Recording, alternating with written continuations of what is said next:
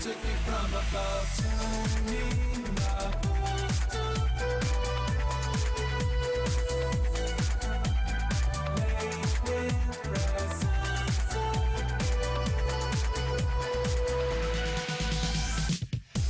We are the illustrators. Love that all is.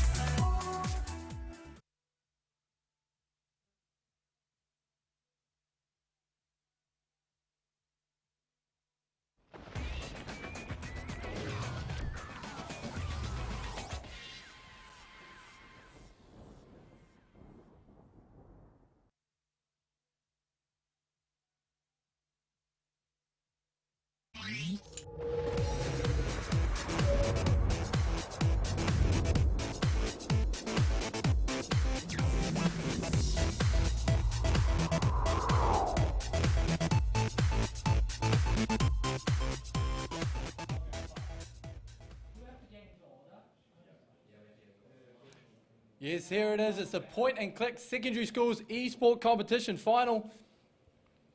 Good afternoon. My name is Dwan. A warm welcome wherever you may be tuned into this broadcast. We are bringing you the live grand final for Ames's point and click eSports secondary schools competition. A big shout out to Ames, also to Let's Play Live for bringing you this broadcast, and also for all the other partner sponsors in the form of Mighty Ape, Corsair, Plantronics, and of course our good friends at Playtech. Without them, this wouldn't be a possibility. But we started the competition with 48 teams. We are down to 2, and they are here in the Hexadome alongside myself, Freddie the Sheep. Great to have you, mate.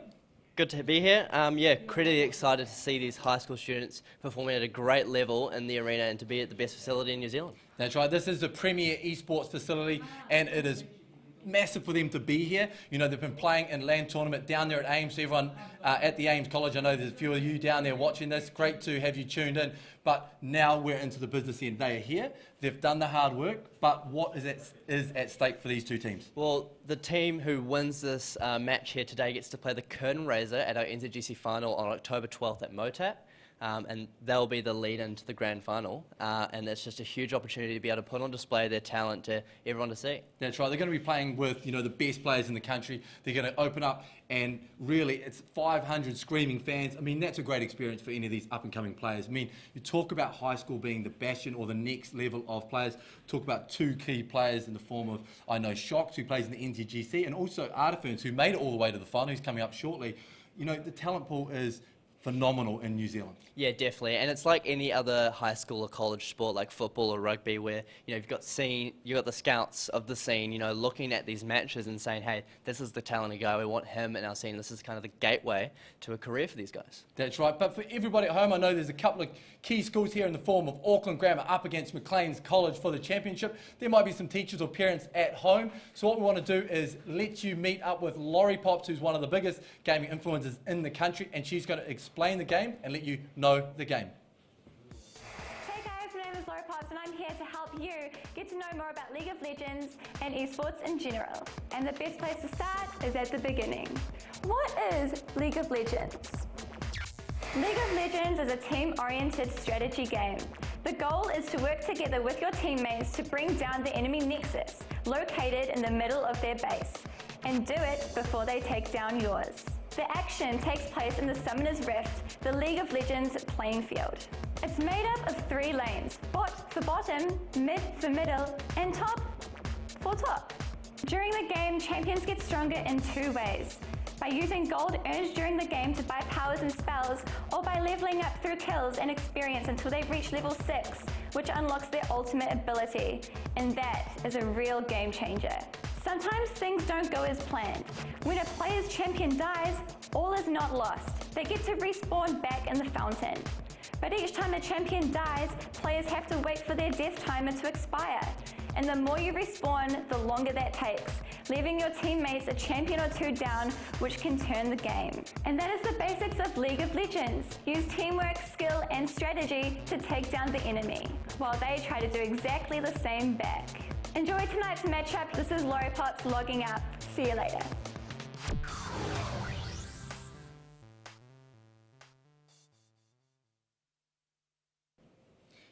Thank you very much, Laurie Pops. And for everybody that is just tuning into us, this is the Ames Point and Click Grand Final. We're bringing it to you live from within the Hexadome. Laurie Pops was just showing everyone out there the game of choice is League of Legends, and it is one of the biggest esports in the world. Well, it is the biggest esport in the world. You've got 100 million people playing it monthly, those unique players, and that's almost 2% of the world's population. And if you compare that to the 7 million people around the world who play rugby, I mean, it's just not comparable. That's right. So for everyone that is the teachers, and we talk about the parents at home that may be watching this for the first time, this is absolutely ginormous. This is the next wave of millennial sport, and it's exciting to have the best teams in the point and click competition here with us inside the Hexadome. So I want to break it down. I want to talk about the two teams specifically. In the red, you're going to have Macleans College. In the blue, we're going to see Auckland Grammar. Now, I know you're an old Auckland Grammar boy, but talk to me about Macleans. I know you've been watching the competition. What are the points and strengths around Macleans College? Well, Auckland Grammar's always been one of the fan favourites to come in. They've had a great pool of talent, but with Macleans, we didn't actually expect to see them there. We were expecting to see Kings come through, but Macleans actually earlier today knocked them out in a great match. And I was lucky enough to be able to cast that match. And yeah, Macleans have been putting on a great show, and I think they'll be able to take a game or two maybe tonight. Well, we're not going to be too far away from the pick and ban for everybody out there watching. But like I said, we're at the grand final stage. We started with 48 teams. We're down to 2. But let's have a look at some of the highlights over the competition thus far. There goes a storm. They want Dodo. They will take him down. Jason coming further ahead. But finally, Lolby comes in. Does he get the reset? The Cocoon will knock him down. He gets a double kill so far. Getting to the triple. Yes, he does. Is that a quadra kill? He wants the penta. He's trying to find the penta, but maybe Cenos will pick that one up. And since Eos is trying to get out there ASAP, I don't know what abilities he has left, but Lolby wants to chase this one so hard. He's so desperate. He's so thirsty for that penta. Yes, he does. That's the penta kill.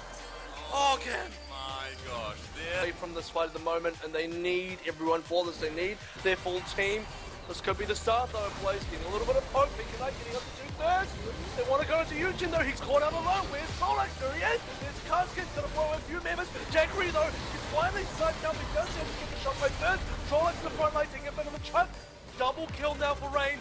This is a very good fight for AIC. Count, it's still 5-4, it's still barely even. Jana chunking out a bit of damage. There's the Monsoon. Arcade Hacker now engages onto all 5. Flashing his Mackenzie's positioning still looks good. Gravity field, not going to catch him on Kunzu. He's going to take a lot of damage. He will die first. Arcade Hacker picks him up. Damage going into Love Wins, but Love Wins is getting completely chunked out. Unforgiven busts a shot into the turret. That was absolutely huge. Be really hard. They need a wombo combo. It's about itemization as well. Oh, here comes the cutting though. Doesn't do enough damage. A movement getting the ultimate down. This may be the wombo combo they're looking for. But Rancid Jester, he's taken completely out of position there. Genie late to the party. He wants to get in there. He actually needs to get out now. It's 1v4. They do get a trade onto Graga. So in fact, Genie might just be able to push people up, but he will get taken down by Sai as well. Huge crit coming Knight 40. Whoa, Jace chunks him out as well. They cannot save this fight.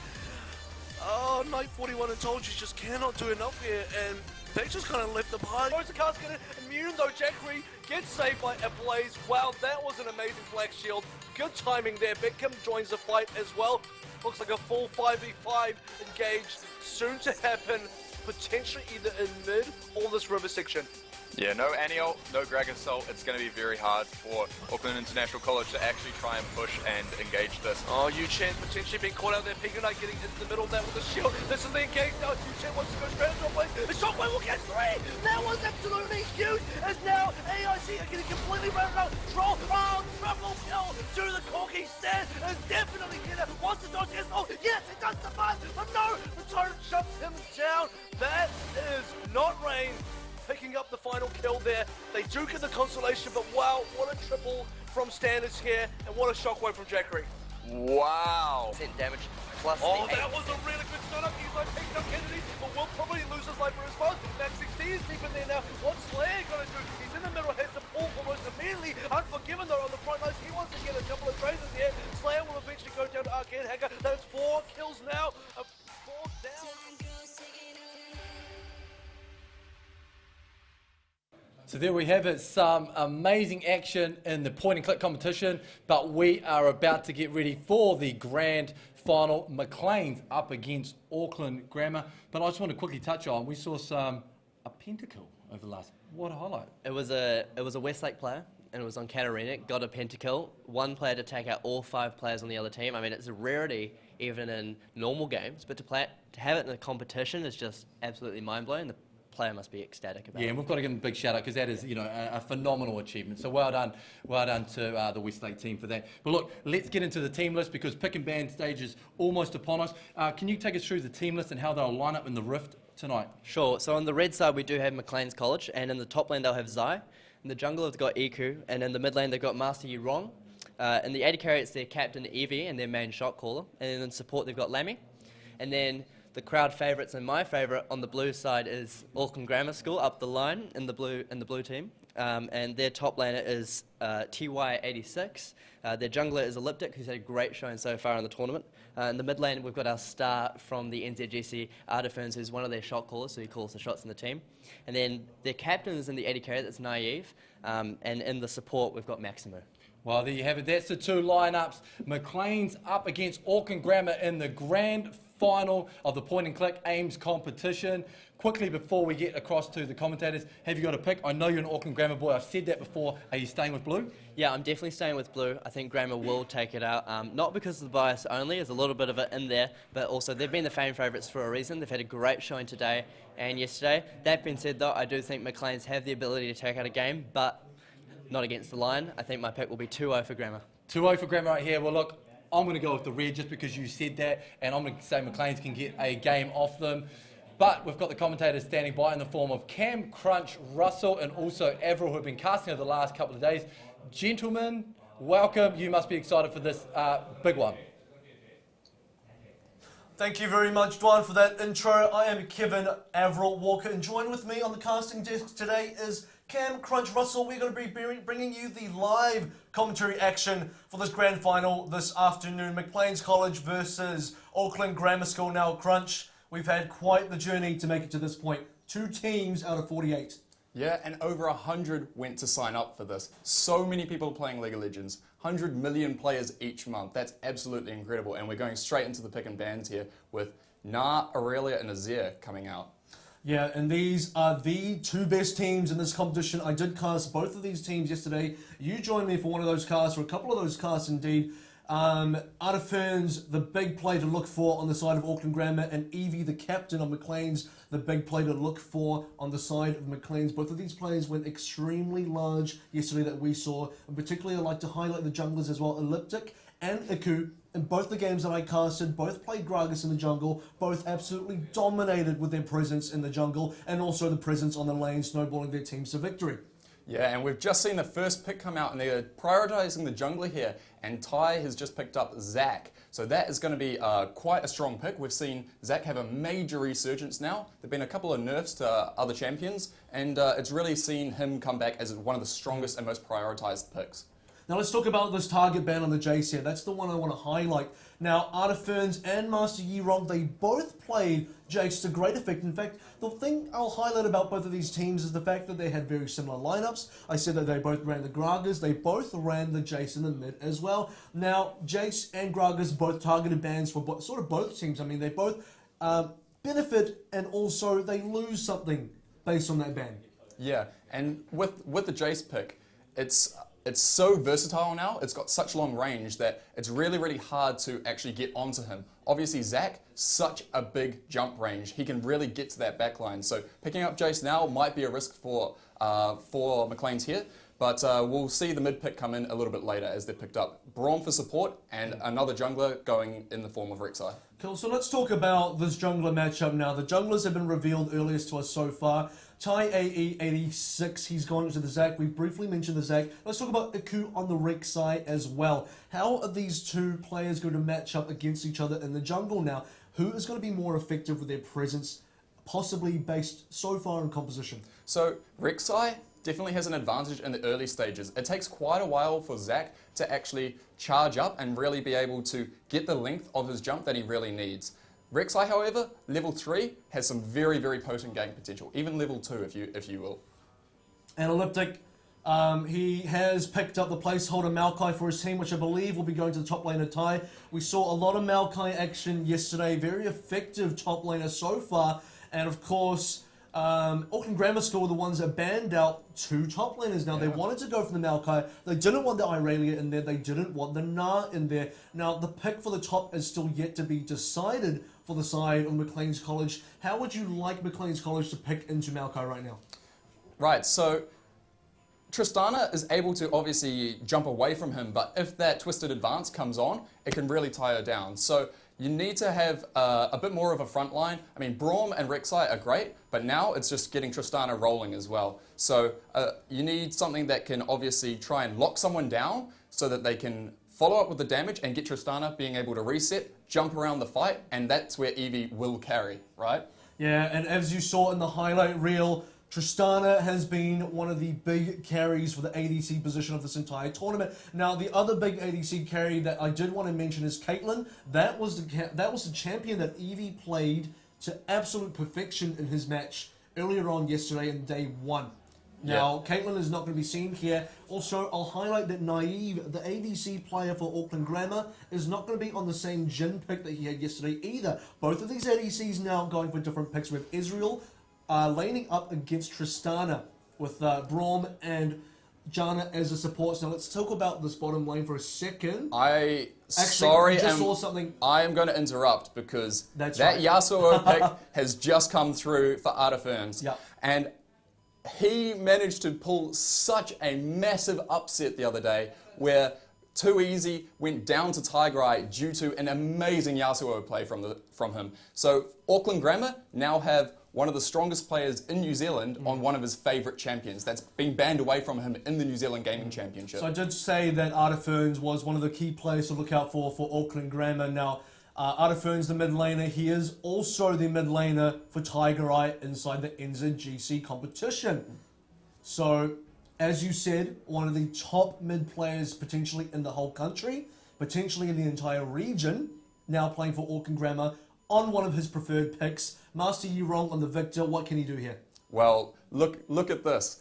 You've got Zac to go with Artifernes on that Yasuo. However, if there's a good play where Rek'Sai can try and knock up the Zac before he actually impacts, then it completely screws the comp of the Yasuo-Zac combination, where you get the knock-up, you get the last breath to come through, and it will completely freeze up their engage. Now, looking to counter-engage with that, Victor can be able to burst down Tristana, start those resets, and Wukong come straight through and be able to knock up everyone, trying to stop Artifernes and everyone else from following through with that Zac engage. So, as far as the Zac engage goes, I want to point out one of the other key enablers here. Maximu on the Janna, potential with the Howling Gale to get the knockups as well. Yes. For Artifernes to jump on with the ultimate coming from Yasuo. Now, back to the bot lane discussion that we were about to have. Israel into Tristana, Janna into Braum. Right, so Braum Tristana is very, very potent at level 2. The fact that you have that CC being able to be applied, as well as Braum being able to pull up a shield and block so much of the damage that comes out of Israel. All of his skills are skill shots. That means that obviously he can pull up his wall and just completely mitigate all of that damage that could be put on Eevee. That way, he can actually snowball. Tristana, Braum, I'm putting it in their favour, but Janna and Israel have a range advantage, so they need to be able to just play safe and try and poke as opposed to engage. Now, the key players for both sides, I said already, Artifernes and Eevee. If you're Macleans right now and you're knowing that Artifernes is the key pickup, the key target, I'll say, on Auckland Grammar, how are you looking to shut him down? Do you want to apply more pressure from the jungler, have your Rek'Sai potentially apply more pressure to the mid, or do you snowball your bot lane with your captain Eevee on the Tristana? Yeah, there's a lot of kill potential for Eevee to get going on that Tristana. A lot of burst damage comes out, and as we said, you get one kill, you can reset onto the next.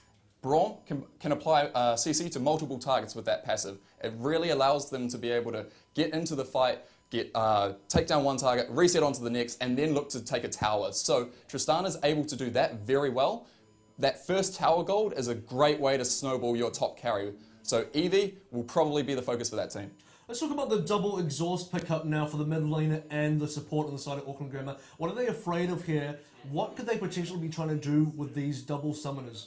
So, double exhaust is a great way to be able to stop that initial kill from being able to come in. If you're able to take away all of that potential burst damage that comes through from Victor, as well as the Tristana or Wukong coming through your team, if you can't manage to get a kill, Macleans will not be able to reset, or get Eevee rolling, which is the whole point of this composition. Try and get Eevee to get one kill, reset on. If the exhaust takes away all that damage, then it completely mitigates their composition. You lightly touched up on Zai's Wukong pick as well. Now, Wukong is a pick that I haven't seen for some time, I would say, in the sort of League of Legends meta right now. Na and Irelia and Maokai, Trundle as well being the more preferred picks. Wukong now being matched up in the top lane. What is the game plan for Wukong in this match, and how is he going to fare in that top lane 1v1? So Wukong is such a great team fighter with his ultimate. If he's able to get into the middle of the team composition, try and knock up Artifernes, it's really going to be able to disturb them. Now, Wukong also has the ability to snowball very, very hard. If he gets ahead, it's pretty much game over for whatever top laner he's up against. He can build damage or tank, so it's still a very versatile champion. But as you said, some of the picks just kind of counteract Wukong's efficiency in lane. But it's going to be whether or not Rek'Sai will be able to get him ahead, and you'll have that same sort of combination. Although the focus should be on Eevee. Wukong also has quite a bit of potential for, I think, split pushing. He's certainly a good soloer. He has escape abilities as well. He has abilities to chase. He has a stealth and invisibility. He may be difficult to lock down. This may be a part of Maclean's game plan potentially. Yes, absolutely. So Wukong in itself can build so many different items. I mean, Triforce has been changed since we've seen Wukong in the meta. Now it doesn't give crit. That's fine because attack speed is very, very good with Wukong's kit. The fact that he can go in with his dash, auto attack, reset with his Q, so much damage output there. And against the Wukong, Black Cleaver is certainly on the cards to be able to shred through that armor. Now the champions are on the Rift. Macleans College on the red side versus Auckland Grammar School on the blue side. The champions are here. TY86 playing the Maokai in the top lane with Elliptic on Zac in the jungle. Artifernes with Yasuo in the mid. Israel being captained, being piloted by Naive in the bot lane with his support Maximu on the Janna. Now Zai with the Wukong in the top lane. Iku with the Rek'Sai in the jungle. Master Yi Rong this time will be playing Victor in the mid lane. Eevee now switching up to Tristana in the bot with his support Lammy on the Braum. We're seeing Macleans come out with some early vision to try and see where exactly Elliptic is starting on that Zac. Whether or not Auckland Grammar is going to try and utilize the fact that they can get a very easy start on the bot side for Israel and try and get him ahead to level 2, which means that he can actually have an escape tool if Braum and Tristana try and go for that engage. As I said before, level 2 is going to be where it's at for Tristana and Braum to try and really get their team ahead and try and engage on Maximu and Naive. Okay, cool. So as far as junglers go, what are the potential positions for the junglers go? Which lanes do you think they'll pressure first? Do they prefer to farm a little bit more first? So Zac definitely on the farming front. Rek'Sai should be all about ganking. If he can get some of these lanes ahead, in fact all of his lanes have the potential to snowball incredibly well. So he should just be focusing on where's the pressure, who is overextending in lane, and just gank. Try and get them ahead because Israel takes a while to charge up. Yasuo takes a couple of items to get very efficient. Zac also, obviously, he's needing time in the jungle. So use that time well, and Iku should be able to get Macleans ahead here. Well, let's see if Iku does get Macleans ahead. So far in the bot lane, a little bit of poke happening already. Explosive charge being landed on Naive. Concussive blows as well. It is a double range lane against a single range. I mean, I don't know if you count really Braum as a ranged champion. He does have the Winter's Bite, but essentially it's a 2v1 in terms of range, and Braum is going to be melee in that lane. How's that going to affect their laning capabilities? Yeah, Braum is definitely a melee champ, not ranged. So it's that range of Israel and Janna that is going to be able to poke him down. That's why the hard engage goes over to Macleans. Eevee will be able to win those trades very, very easily. However, if they manage to stay out of that range and just slowly whittle down the Macleans bot lane, that's where Auckland Grammar can really turn up the heat. You're actually seeing Zai now, just looking at the mini-map, already shoving his lane directly into Tai AE on the top. So Wukong perhaps taking somewhat of an early pressure in some ways, talking about mid, because Iku, potential gank coming in here. Artifernes, somewhat close to the tower. Has to be careful not to get inside turret range. Yeah, very well placed. I thought he was very close there actually, but yeah, he certainly knows the limits of this champion. It is his favourite. Both junglers are actually somewhat close in the mid here. Iku's going to back off for the time being. Elliptic going to pick up the Rift Scuttler. He does have a double buff, however, making his way down bot now. Potentially turns around for the time being. But both junglers may actually meet right now. There is a potential for that. You also see Zai making his way down river. Potential action in the mid lane. Zai, he has made that rotation. Artiferns, he's below half health already. There is no vision. Oh, here comes the engage. Slingshot comes in. Artiferns takes the Thunderlords. They're both low. The teleport as well. Zai's forced him. He's forced to flash, and that's going to be the first blood. Elliptic takes one turret shot, but Artiferns makes it out alive by the skin of his teeth. Wow, that was such a risk to pull Zai down to try and get that kill. He's left his lane. Now he's going to have to pop his teleport to get back. He has obviously shoved it into Maokai, but the fact that he wasted so much time walking down, having to wait for the opportunity, and then Elliptic coming in for a perfect counter gank just saved that completely. Kudos to Elliptic there. Yeah, and they even had the teleport channel from Thai AE86 on the top lane. He did cancel that. They didn't even need it for the defense, but it does seem like that Auckland Grammar was somewhat prepared for that. I mean, we see that Elliptic was in the correct position. He slingshotted in as soon as I engaged, and that completely saved Artiferns, even though he was below half HP before the fight even started. Yeah, a very, very close trade that could have gone either way, but just the timing and use of spells was just that much better from Auckland Grammar. So now, actually, in the middle of that little engage, although Zai is now, he did lose, it did give Victor Masirung a tiny lead, a very minimal lead in CS, but it has put Zai so much further back in the top potentially. Yeah, and one thing is, the CS lead is only at 4, but the experience that would have been lost by Zai is going to put Tai ahead. And look, he's already level 5 to the Wukong on 4, and he's able to just walk back to base, recall from the base, walk back to lane, and he's going to be even in CS, but ahead in the minion experience, and that's going to be crucial come level 6. So Elliptic is going to come in for round number 2 in the middle lane. Artiferns jumping, if there's a slingshot, they will not come here wrong, and with the tornado as well, the gravity field to come down, it will save him. Turret shots into Artiferns as well, will chunk him out, it will prevent any further engages. For the time being, Master Yi Rong is safe. Yeah, and he managed to hold on to his flash. He knew he was safe there. There was no burst damage or ultimate to come out from Artiferns. So the extra turret shot that he managed to take there evens up the trade, and it's a waste of time for Elliptic now, just because now it's obviously very, very even. Nothing blown, while Iku was managing to just get that vision down and farm. Now, on the first engage, there's something else I wanted to really mention, but pulling your top laner down for that gank potentially is a little bit strange when you consider that's a jungler's job. Would it have been more preferable for Iku to make that mid lane gank rather than Zai? I thought they'd almost go for a 3-man on that, because that way you're definitely ensuring that you're going to get a kill. If 3 people versus 1, and you, I guess if you don't get a kill, there's a huge amount of resource wasted, but it's highly likely that he can only exhaust one target, and in the early stages it's very, very easy to kill a champion while they're weak. So I would have liked to see Iku there, and I was expecting him to come along. Yeah, and Zai still feeling the pains of that early first blood loss. We'll talk about that later, because Iku gets challenged in the jungle by Artiferns. Elliptic to follow as well, gets the stretchy engaged. Victor Masihiro can do nothing to save his teammate. That's going to be the second kill now going to Auckland Grammar School. 2-0, they are now ahead by almost 1k gold. And Iku thought that he would be able to get back up from Master Yi Rong, coming in on that Victor. He just didn't respect the amount of damage that Artifernes could put out. A beautiful knock-up and last breath, holding him there just long enough for them to finish off that kill. The flash couldn't even be used by Iku, and that's really crucial for getting Artifernes ahead. Yeah, so now Artiferns, his score is looking good. 1-0 for 1, and he even has a CS lead to boot. The snowball potential now for Artiferns, potentially getting even further ahead. Let's take a look at the replay now. Artiferns gets the ultimate after the knock-up. The burst damage was so strong, Elliptic there, throwing in the Q as well. Master Euron can only chuck down a gravity field in the hopes of stunning both players up, but by the time the stun even comes through, both Artiferns and Elliptic are out.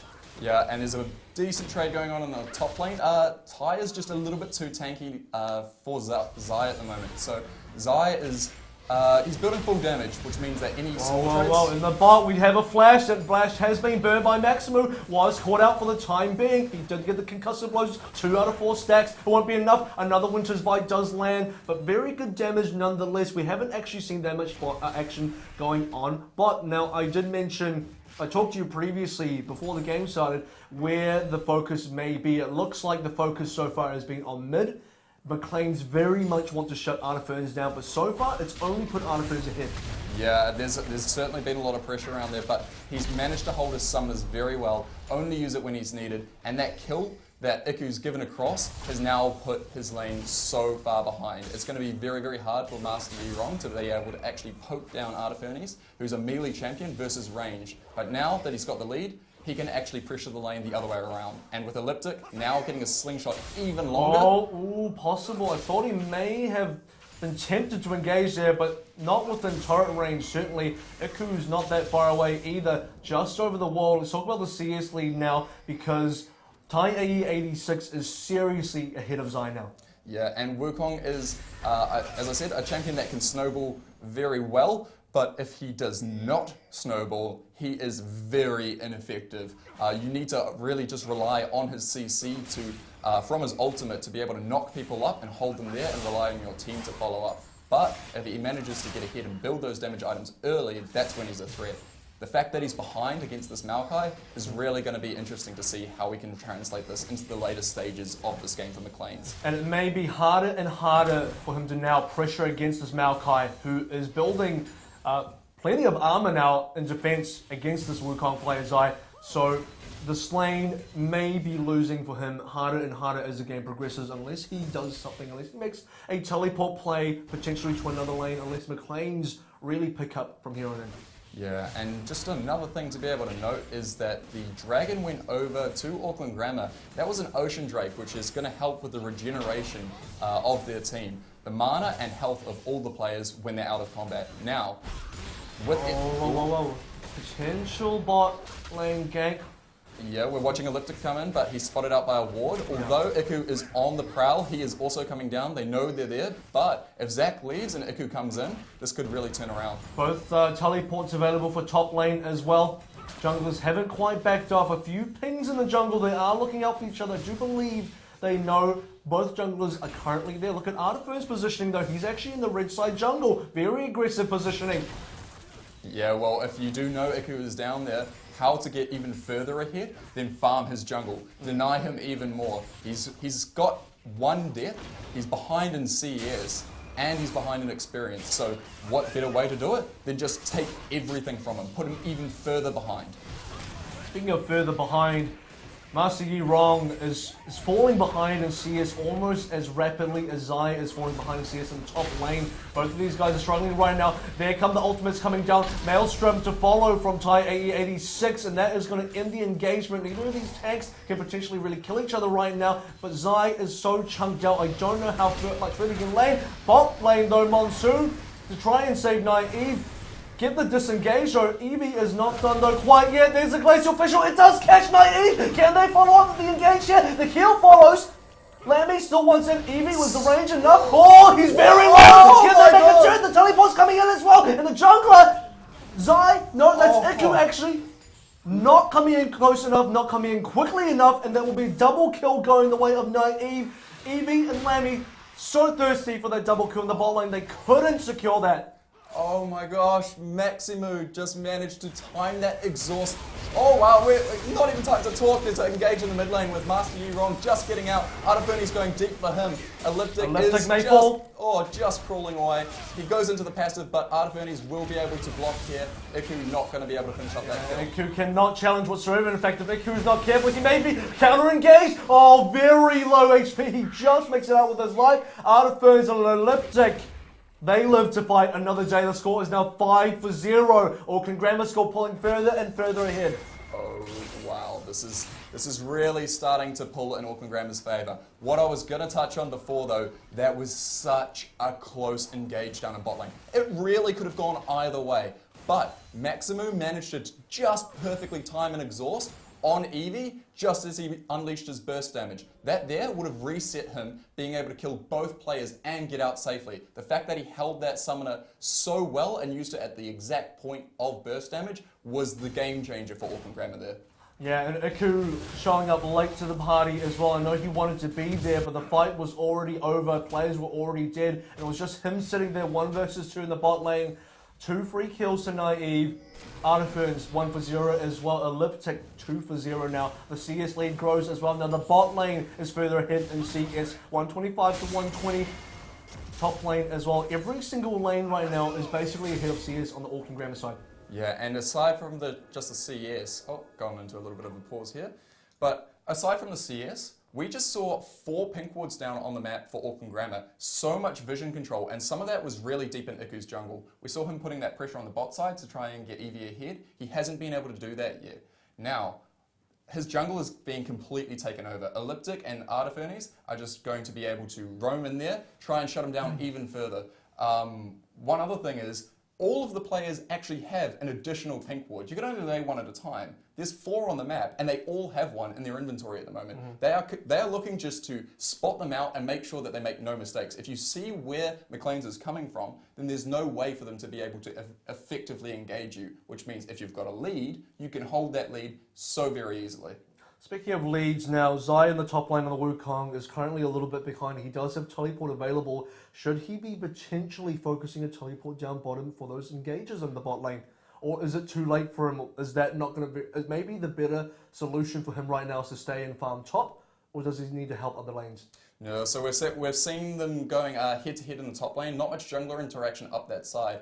And he's still managing to lose out to Tai on that Maokai. Maokai's just got that little bit of bonus tanky stats. The base damages are really coming in right now. Until he's got a Black Cleaver on Wukong, it's not going to be able to shred through the armor that Maokai has. We're seeing him already losing trades, losing CS. You've just got to try and shove the lane in, get out of there. Go help your bot side, get Eevee rolling, because as we were saying before, that is your highest chance right now. If you're not winning the lane yourself, and it's too much of a risk to pull Iku up to that side, which is already covered with wards, now it's just go down to the bot and try and focus somewhere else.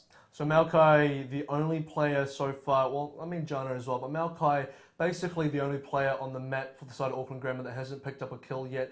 I don't actually know if he's going to assist either. He may be the only clean-slated player on the entire team, which means Artiferns is currently ahead, Naive is currently ahead, and the jungler Zach as well is also currently ahead, which is basically, if you consider that to be all lanes ahead. It is. That across the board, he's got that CS lead. Maokai versus Wukong, it's not going very favourable for Macleans in this situation. As I was saying though, it's not over for them. They do have a very good way to actually go and engage, and they have a composition which, if it does start to get ahead, they can really start rolling through a fight. Pick up one person, and then all of a sudden, the next person is out of position. Tristana, jump on, be able to do that. But it's really, really down to picking the fights. It could have gone so well for them if they managed to win that bottom trade, but the Tristana ultied away the Israel just before the kill came through, and that was the main difference there, is if the kill came through there, all of a sudden it's a 2 for 0, but instead it's 0 for 2, you lose the CS, you lose so much pressure on the map. Perfect summoner usage as well. You did highlight the exhaust coming out from Maximu. Also Naive pulling up the clutch heal at the right time as well, just keeping him in survivable range. Now Eevee playing very aggressive under turret fire, even in turret range.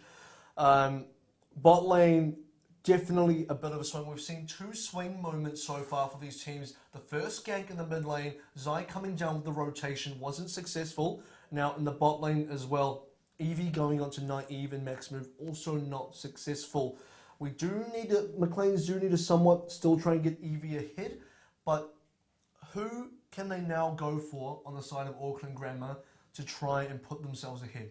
Okay, so Auckland Grammar, their bot lane, it goes to, and we're looking like we're back into the game. So yeah, the flash is still up for Jana at the moment, but if you're to focus her down twice, then essentially, well, if you manage to pop it the first time, she's a very, very easy target to then be able to focus on. Israel's gone for a tier.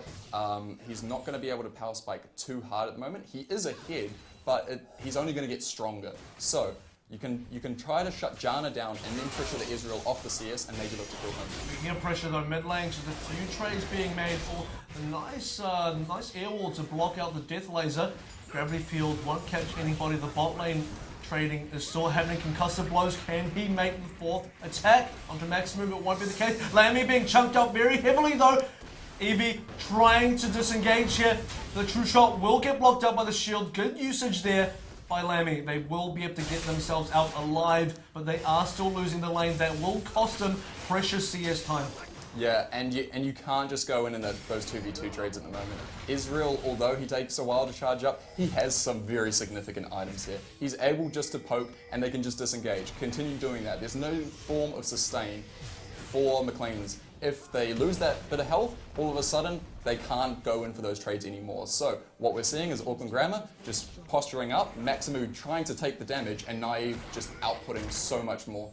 So Auckland Grammar School taking the first blind, taking the first dragon, and they just took the first turret as well. Elliptic wants to go for a solo on this Ocean Drake, but actually Zaya is chunking him straight out. Maximu now to potentially peel him away. The Zephyr does land. The dragon is still actually chunking out Zaya. Will there be a fight starting here? Naive to take the Winters by Artiferns, though. Watch out for him on the backside. Elliptic, there he goes. The slingshot bounces everybody up. The monster comes down as well. Glacier Official, who can it land on the teleports as well? Marcy Rob picks up Elliptic. Zai is so low right now. Naive takes down Lammy. And now Ty taking down Zai. It's looking all the way of Auckland Grammar School's a double kill for Naive. Yeah, and Macleans get their first one on the board, but it is just not quite enough here. The Dragon going over to Auckland Grammar as well. Another Ocean Drake's going to help that regeneration just a little bit more. Keeping Israel full of mana, able to do that poke situation. Really try and whittle down the Macleans lineup even further. But next up, we've got an Infernal Drake, and that could be a turning point. That's going to be the big one. Now, the conclusion of that fight was a 3-for-1 trade. It went in the favour of Auckland Grammar, but let's take a look at what it did do for Macleans. They did finally get themselves on the scoreboard. They picked up Elliptic, the very first kill. That went to Master Yi wrong. It may be something pushed them slightly ahead, but it is still 8-for-1 crunch. Let's take a look at the replay again. The first shot Winter's Bite going on to Naive. Expect the jump in from Elliptic. There he is, going straight to Master Yi wrong, and then straight chunking through the players, all on the Maclean side. Zai trying to do best he can on the bottom side, gets a flash in. Actually, a lot of players on the Malkite as well. Lammy's the first player taken down, followed very quickly by Zai, giving a double kill to Naive before they secure that Ocean Drake. And looking back at that, Iku tried to dive really deep into the Auckland Grammar lineup. Obviously, they thought they had the advantage. They thought it was going to be a 5 versus 4. Ty was just keeping it cool. He kept pushing that entire time, knowing he had the teleport. Oh wow. Oh, before we get to that though, more action in the mid lane. Elliptic and Artifer's potentially in trouble here. Elliptic going to get stunned up by the concussive blows. Artifer's as well, but he's going to clean up Naive, even with the snipe with a true shot barrage. Iku now, it's a 1 versus 2. He's got nothing left to go for him. Artifer's picks up 2, that's a double kill. He's now 4 for 0. No, that's a triple kill for Artifer's. Wow. Auckland Grammar just pulling the trigger with a beautiful ult from Naive to completely turn that fight. They couldn't see it coming, and it just cleans up 2 of those kills so nicely. Wow. Now 11k gold lead at 17 minutes. It's looking very, very grim for this Maclean's lineup. Yeah, certainly, and Thai AE86 even still in the bot lane, trying to take down the bot lane turret. All the turrets are basically in the favour of Auckland Grammar School right now. In fact, Macleans have no turrets to their name, they have no dragons to their name, and only 1 kill on the scoreboard. They're locked up almost within their base now. The map is entirely opened up for Auckland Grammar School. And there is CS leads across the board on top of that. Nearly a perfect game. If they didn't drop that single kill, it would be very close to it. Zach could have had passive there. He might not have even gone down, so it was just very close on that front. He's got back up now though, so it's going to be even harder to kill him this time around. So not only are they hidden CS, the hidden kills, but the itemization as well. Israel, Naive, he's picking up now, going for his 3rd item. Tristana, Eevee, he's only picked up the Infinity Edge and a Boots. He's so far behind in items. Mid lane as well, so far behind. 2nd item item about to be completed now for Artiferns and Hexdrinker and Mercurial Treads as well. The Magic Dealer, specifically Marcy Eurong, will be doing very little to Artiferns. Yeah, and this is where the Macleans composition is going to find a very hard way to come back to this game. Everyone is building semi-tanky stats, like the Hex Drinker coming in early. You've got a bit of armor going onto Israel with that Iceborne Gauntlet, and everyone else has built pretty much pure tank stats. Now, Tristana has no way of being able to effectively start resetting without maybe a 5 versus 1 or 2 pick. But that's how they can get back in the game. They really need to just run as a group and try and isolate targets. There's no way that they can fight them 5 versus 5 at this stage. And it's going to be somewhat difficult to isolate targets. Jana Maximu does have quite a bit of disengage as well. He does have the Helen Gale, has the Monsoon as well. We'll get to that later. Zai and Tai 86 chunking each other down bot, but don't think Zai will be able to go down here. Maybe he will. Twisted Advance does find him. Sapling toss to follow as well. Naive getting pushed into the turret, but Naive is so far ahead. Can he get cleaned up by Lammy? Lammy's by himself now. No, he accused there as well. Elliptic wants some trouble though. He does jump in. Artiferns now picking that kill up. Aku and Marcy Eurong, the only defenders on the top lane. There's 4 attackers from Auckland Grammar School, and Artiferns is absolutely dominating. And they're losing control of their own jungle. That vision, those pink wards are still there. They can see the movements of Macleans. Although they think they're getting the jump on Auckland Grammar, they're just responding so well. They know that they're moving there and they're able to respond, turning all of the fights around. It's been the story of this game.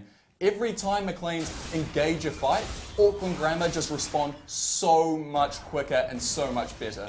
Yeah, and you know, back to itemization, Eevee wanted to go for the solo engage on Naive. Now, I'd be pressed to say maybe he even got the perfect engage. He got the buster shot directly into the turret, but with the Iceborne Gauntlets, it does give Naive a bunch of armor. Now, Eevee is struggling to chew through the armor, even on the ADC.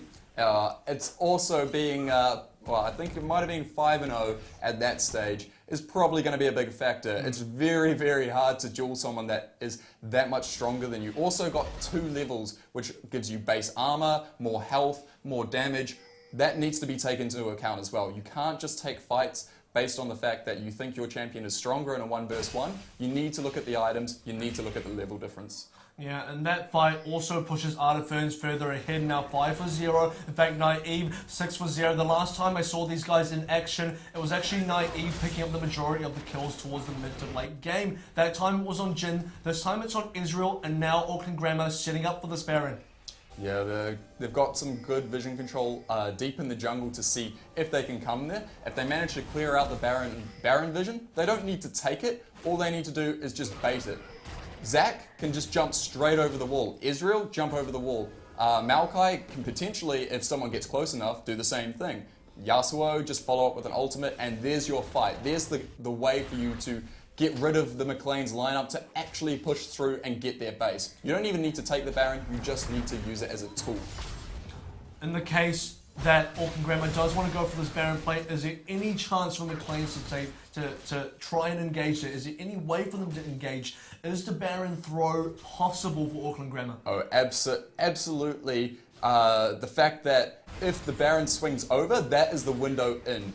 There's no turrets taken for Macleans at the moment, but Baron buff is very good at helping with that. Now, they're still significantly behind, but if they manage to go around and pick up some of that turret gold as well as the Baron stats and gold, that's a massive window for them to actually get their team composition rolling again. So third Drake now, that was the Infernal, that was the big one going onto Auckland Grammar. Once again, 3 Drakes for 0, and we talked about how crucial Infernal is, and it's just going to push Naive and Artiferns further ahead with the damage. Muramana now completed for Naive as well. He finished his stacks.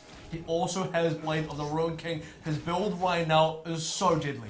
Yeah, Israel has fully charged now. Those are the 3 items that really matter on him. From here, he can just go, oh, they're starting the Baron though. They've seen them in the mid lane and there's no way they can respond. This is a very good sneak in here by Auckland Grammar, and there's no way Macleans is actually going to be able to get there in time. Yeah, and look at the warding positioning though. There's not even any wards to contest the Baron. They didn't even really see that. All the 5 players of Auckland Grammar basically disappeared. Minus, of course, Tai 86 in the bot lane on the Maokai getting the solo turret destruction. Macleans left, wandering around, looking for their feet, wondering what just happened in those last few moments. Yeah, in a situation where right across the map you've got people ahead with either just normal gold leads from the towers going down, CS leads across the board, it's very hard for any individual to try and stand up. You need to be able to communicate as a team, and it just seems like in this situation they're not able to do that. They're a bit despondent, and that's just generally the pressure of the situation. There's so much on the line. Now they should just be looking to reset and look towards the next game. What did we do wrong and how can we stop it? Because it's going to be a very hard comeback from here. Yeah, and they're so far behind the fact they've still got the tier 1 boots onto their players, Iku and Lamy, yet to even pick up any second tier boots. They're just struggling to find gold right now. And, you know, even with the waves pushing in, because there's no super minions, the waves, they can't even get the bonus gold potentially off that. But in a sort of way, it does keep their base alive. So now all they can do is defend here. The siege has started. The Baron buff super minions chunking down the tower in the mid lane. And Artifernes is showing in the top lane now. Baron buff on the 3 in mid and Maokai. They're going for a 1-3-1. Baron buff empowers your minions. It really helps you take down those turrets. Splitting it up across the map means that you're utilizing it to its full potential. No one can duel Artifernes at this stage. The Maokai is too tanky. If anyone goes to fight him, you're opening up a complete other lane to be able to be taken. Do they have to fight Artifernes though? Can they try for engage 5v4? Is that possible? Is that solution on the cards for Macleans?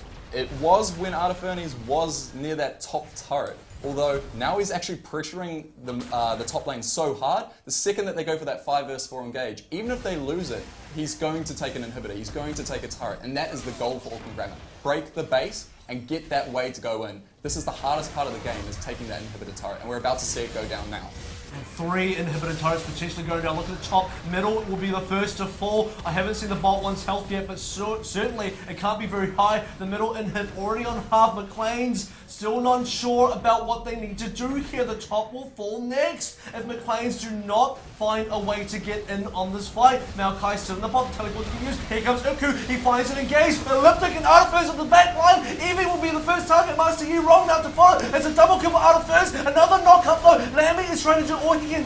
But Zai gets picked down, Lamy to follow. It's a double kill for Naive and a double kill for Artifernes. They do get the ace, and now they will claim the Nexus turret. They will claim the Nexus in game 1 in the grand final of the Ames Secondary Schools eSports competition. And you could not have asked for a better first game. Apart from maybe that 1 kill, that was literally going to be a perfect game for Auckland Grammar. Not dropping a single objective or turret across the map. Beautiful play by them. Artifernes stepping up, but it's on the back of everyone across the map, really. Name of the game, ban out Yasuo, right? Oh, yes, absolutely. They forgot to ban out the Yasuo, and this is what happens. Yeah, the best in the country fear his Yasuo so much. Now, a secondary schools competition, you've got to respect that that's his best champion. Okay, so there's a few key engages. I keep going back to basically the first 2 moments in the game that for me really swung the entire game in Auckland Grammar's favour. Now I know Artifernes is good on Yasuo, but that wasn't really the only reason they won. The mid engage, Zai coming down, that was potentially a big mistake. I did say the top lane rotating into the mid, why didn't the jungler just do that instead?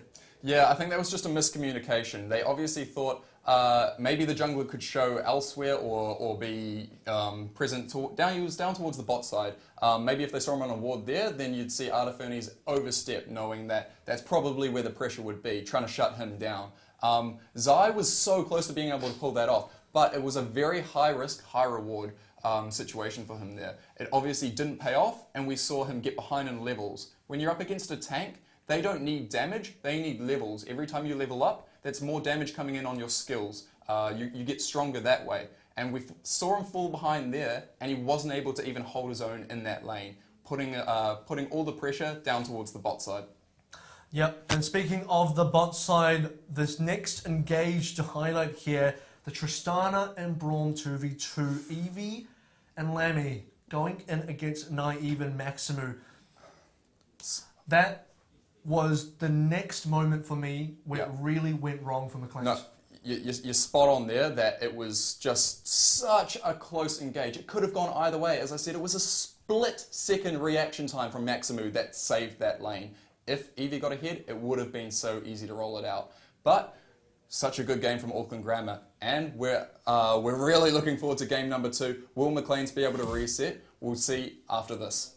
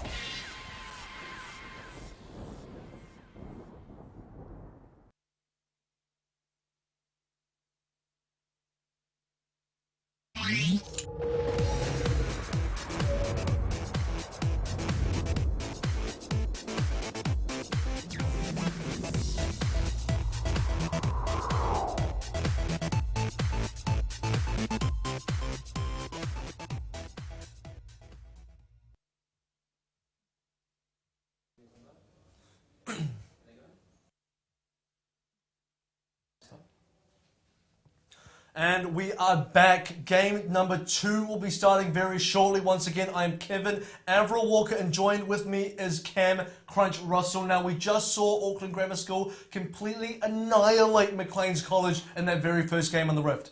Yeah, annihilation, although, you know, it's a brutal word, is probably the best way to describe that. Only 1 kill on the board for Macleans, not a single objective. Such a clean game by Auckland Grammar. They pushed their vision line up. They managed just to completely deny Macleans any way of coming back. But at the start of that game, it really could have swung either way. Some amazingly close trades and a good attempt by Macleans to try and get their team ahead.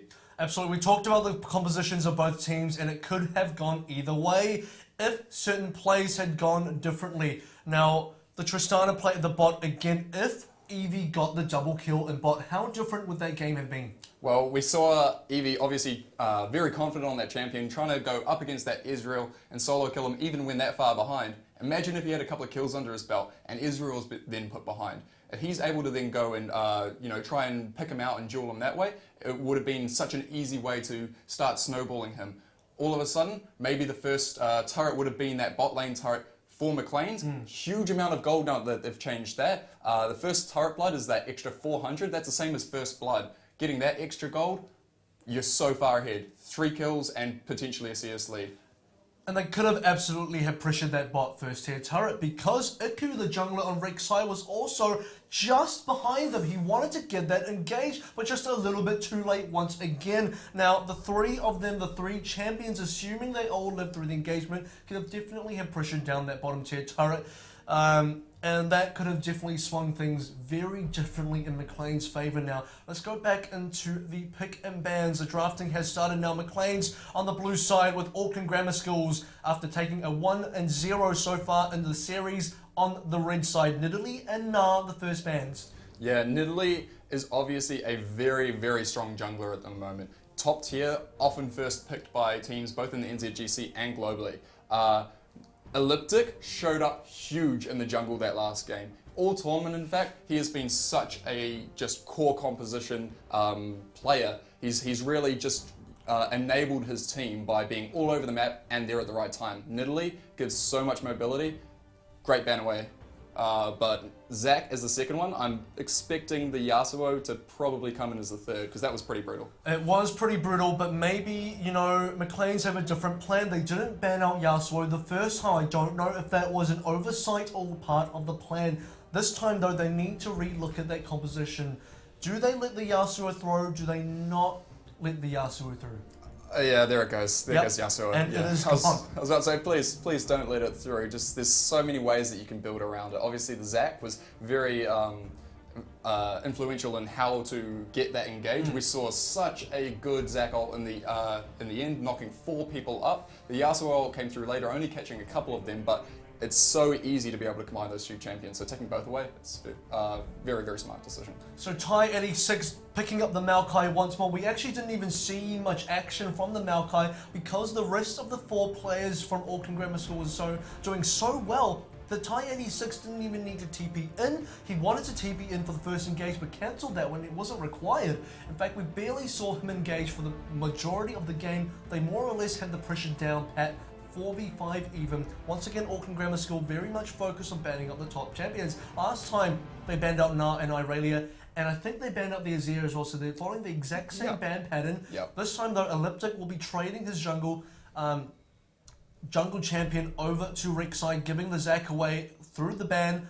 Zai, this time, going to be picking up the Gragas for Iku. Now, we saw Macleans College use the Gragas. In fact, we saw both teams at several stages yesterday and day 1 pick up the Gragas to great effect. Yeah, he's certainly been a very, very strong pick. He's had a slight nerf to his combo where his ultimate just takes that little bit longer to come out if you manage to hit the body slam or if it's in close range, but it's still very, very effective in the right hands. Being able to just isolate targets, split them up, and start focusing down on one. And with Braum being able to apply his passive there, you can CC lock a single target very, very easily.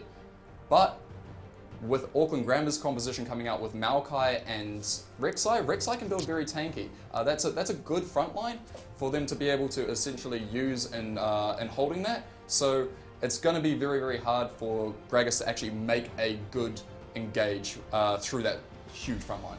So, Grammar School picking up the Giant once again for their team. Maximu will be the one being piloting to the Giant. Arda Ferns, though, back onto his Jace pick. We saw that on day one. Master Yurong also plays a Jace, but it will be going to the hands of Arda Ferns. He doesn't get his Yasuo, but it seems like his second most favoured pick is actually the Jace. Yeah, and his Jace came out in the very first game in this tournament, and he was very, very fierce on Jace. He's also looking, I was going to say, to pair up probably with that Ezreal again, and you've got so much poke, a front line, and disengage from Janna. For Macleans to actually be able to get in and start killing the priority targets, which is really only Jace and Ezreal, it's so hard for them to get through. They're going to have to try and find flanks, they're going to have to try and utilize vision in order to catch them out, because in a standard setup, once the turrets are obviously in a siege position and the wards on the sides, you can't get to that back line. Now we also see the Lucian pick up. I haven't even touched up on the bot lane yet. Iku picking up the Braum for his teammate Lammy in the bot lane support. This time though, Eevee wants to go for the Lucian. This is a man of many ADC champs. We've seen the Caitlyn, we saw the Tristana, now he's going on to the Lucian. I actually like this composition better. Lucian and Braum combo is one of the deadliest bot lanes in the game. Yeah, it certainly is, and it's going to be able to really punish any oversteps from Naive on that Ezreal. So close in those trades last time, and it could have gone either way, but unfortunately, Eevee just got behind. Now he's on a champion that can power spike so much easier. Going into Youmuu's Ghost Blade gives such an early spike. It really can punish Ezreal, and as we talked about last time, Ezreal takes a little bit to power up. So now they're trying to swing the favor back into the early game stages where they really suffered last time. So Lucian also one of the key pickups for a Black Cleaver, giving him additional options to take down tanks as well. Maokai and Rek'Sai may be somewhat difficult to take down. We did see Tristana, when Eevee was playing Tristana last match, he had trouble taking down targets. In fact, he had so much trouble chewing through armor when Naive picked up the Iceborne Gauntlet. It gave him enough armor to even carry him through to the solo 1v1 engages. Yeah, very, very good point there. With the armor pin from Black Cleaver and Youmuu's combining, that is a very good way to be able to shred through that front line. However, it does drop off towards the later stages of this game, so you really need to try and make use of that power spike and get ahead and be able to punish those tanks. Try and really snowball a lead if you can manage to get it, and Braum Lucian is a good way to do that.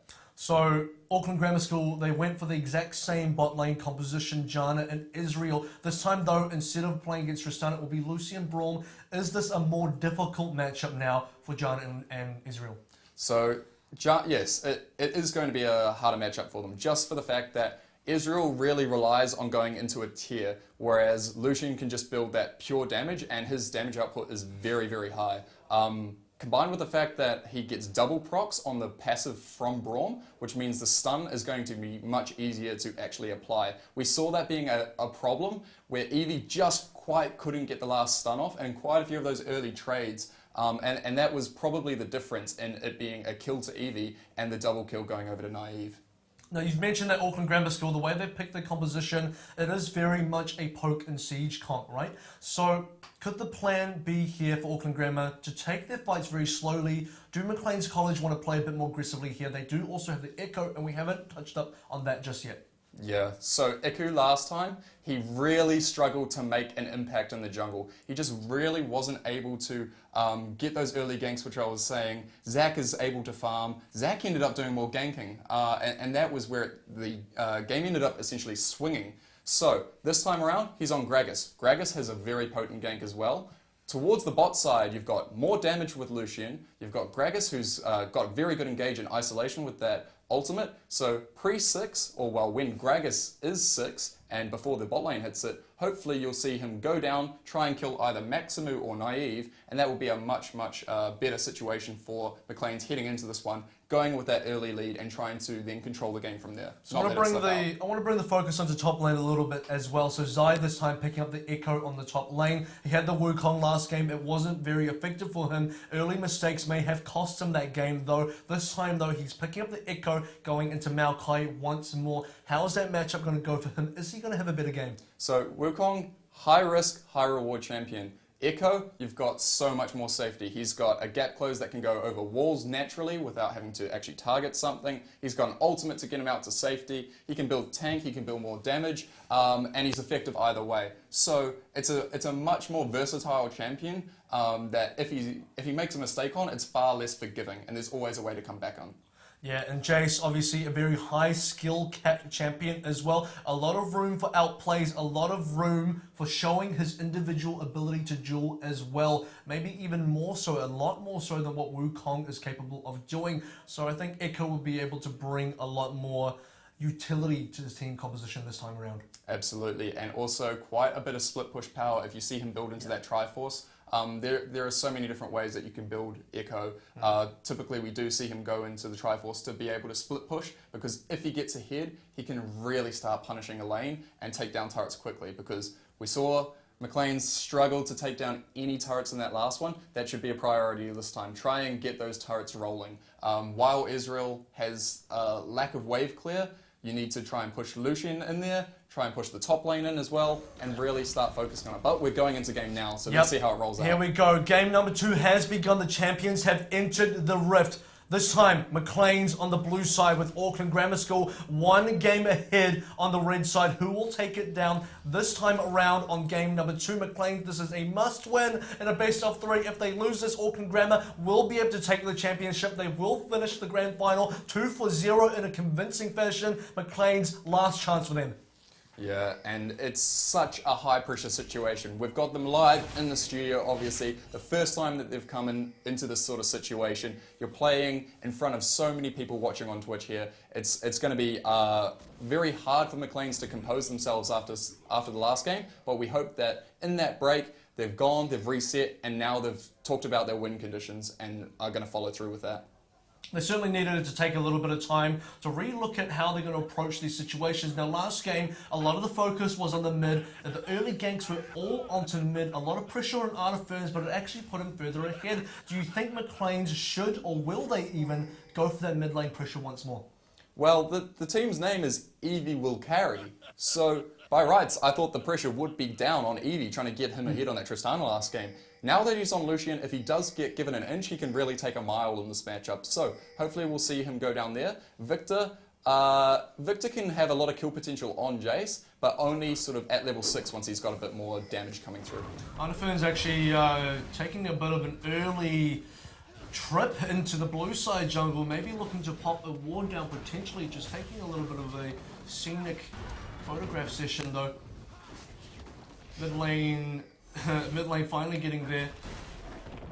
Yeah, and there was we're seeing obviously bot side start in the same fashion, taking those cruds or bot side jungle camps, trying to get that level 2 to ensure that the bot lane doesn't get an advantage. There's been so much pressure around that side of the map. 10 people came down there at 11 minutes last time, so you know we can expect there to be quite a bit of brawl going down here straight off the mark.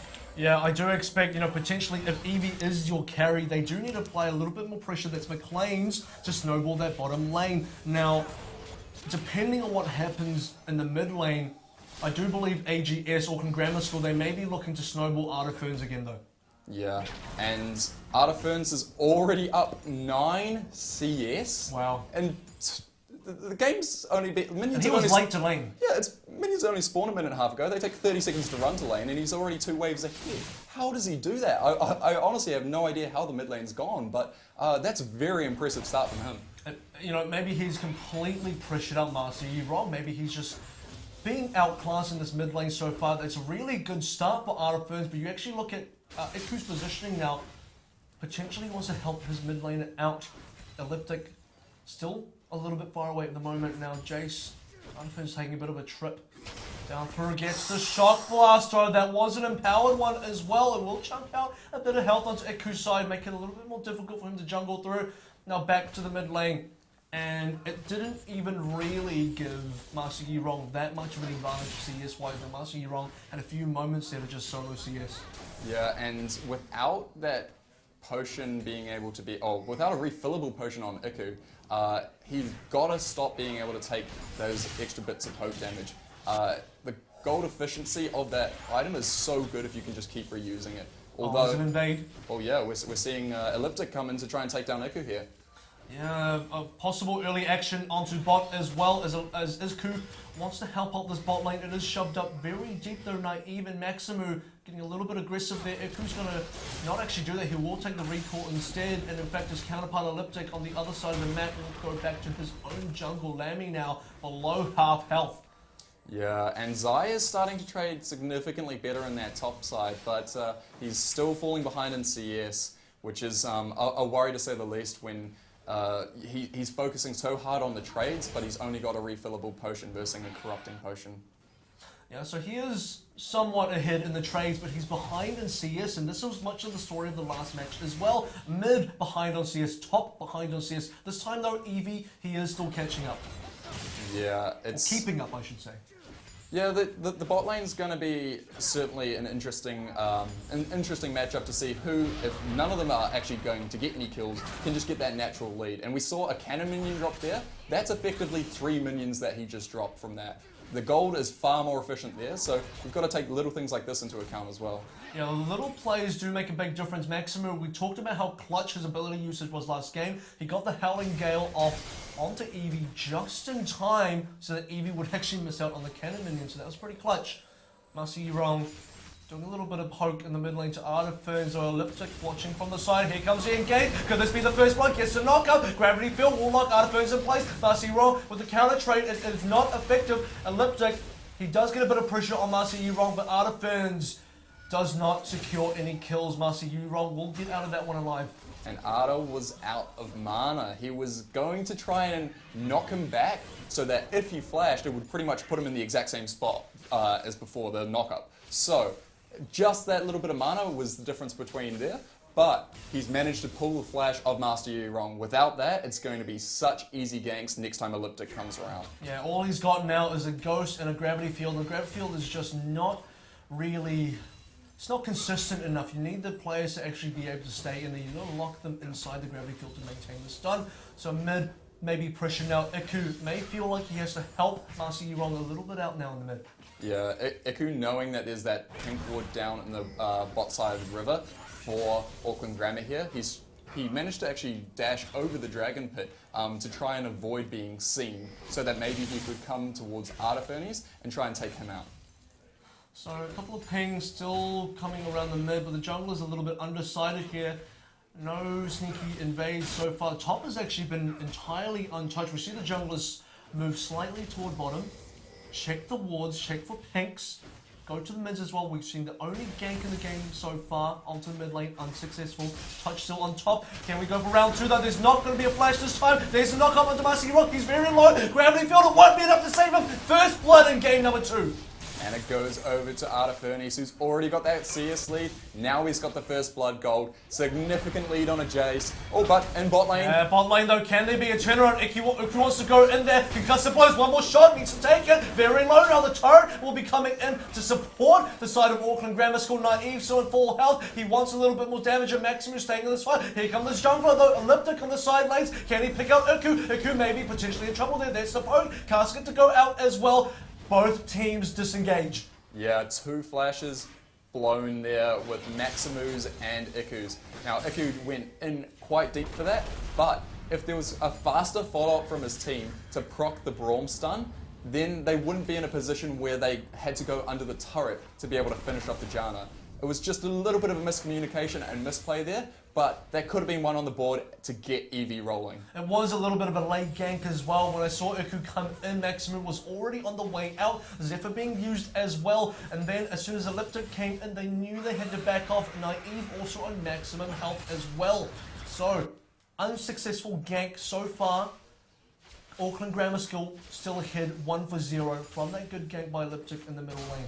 And we're seeing Zai now pulling some of that CS back in the top lane. He's got a Sheen. It's going to give him bonus physical damage, whereas Maokai is starting to build magic resist. It's going to help him be able to trade, and we're also seeing him start going for that Triforce first. He's got a corrupting potion, he's got sustain, he's got damage. Hopefully he can try and pressure this lane to try and take the emphasis away from bot.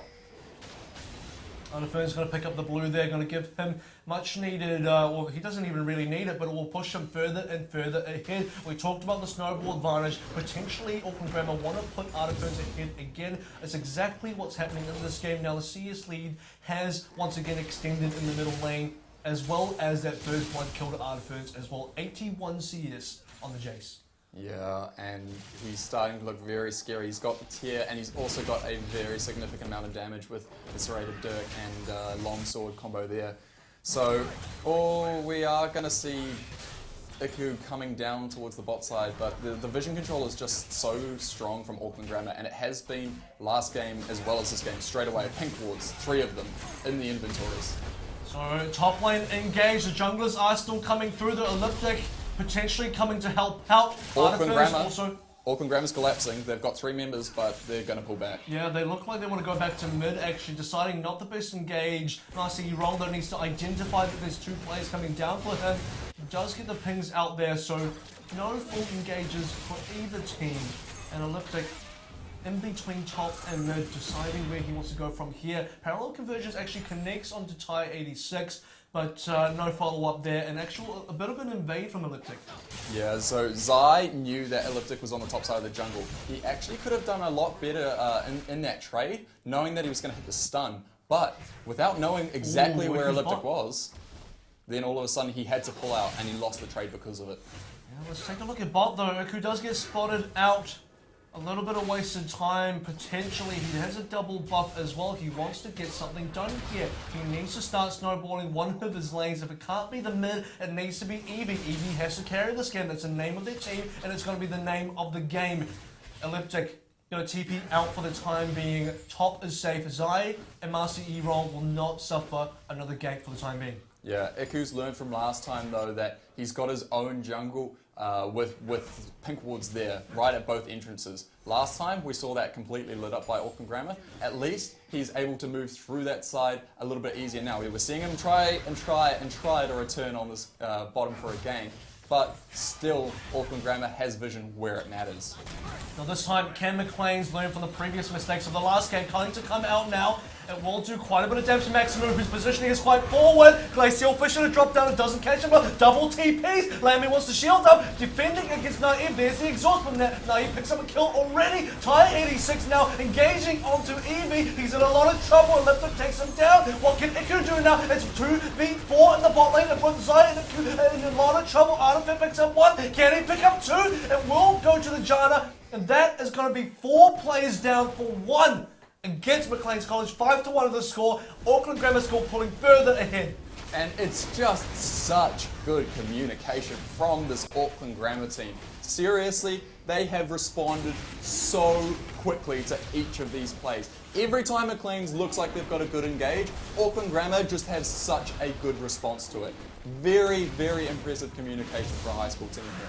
And they get rewarded with the Mountain Drake as well. And in fact, Tire 86 getting a little bit of damage onto the first turret. Both teams still looking for the first turret blood. You mentioned how much of a gold advantage that could potentially give you. Most of the players from Auckland Grammar School went and rotated bot for that. We didn't see Master Euron do that.